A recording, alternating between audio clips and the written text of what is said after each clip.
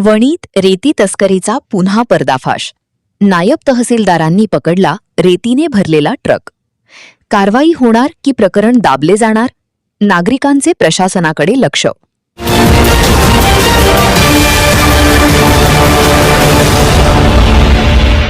यवतमाळ जिल्ह्यातील वणी तालुक्यात अवैध रेती तस्करी सुरू असल्याच्या चर्चा सुरू असतानाच एक प्रकार समोर आला आहे. दिनांक 9 मे 2026 रोजी सायंकाळी सुमारे 4 वाजताच्या दरम्यान वणी येथील उकणी वेकोली परिसरात पाहणीसाठी जात असताना यवतमाळ भूसंपादन विभागाच्या अधिकाऱ्यांना वणी टोलनाक्याजवळ रेतीने भरलेला आयवा ट्रक संशयास्पद अवस्थेत दिसून आला. सदर वाहन चालकाला अधिकाऱ्यांनी विचारपूस केली असता चालकाकडून उडवाउडवीची उत्तरे देण्यात आल्याची माहिती मिळाली.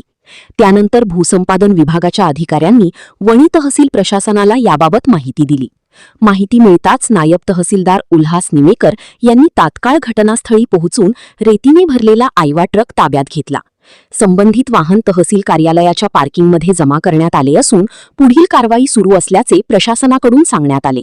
या कारवाईनंतर अवैध रेती तस्करीमागे नेमके कोणाचे पाठबळ आहे आणि प्रशासन पुढे कोणती कठोर कारवाई करणार याकडे नागरिकांचे लक्ष लागले आहे.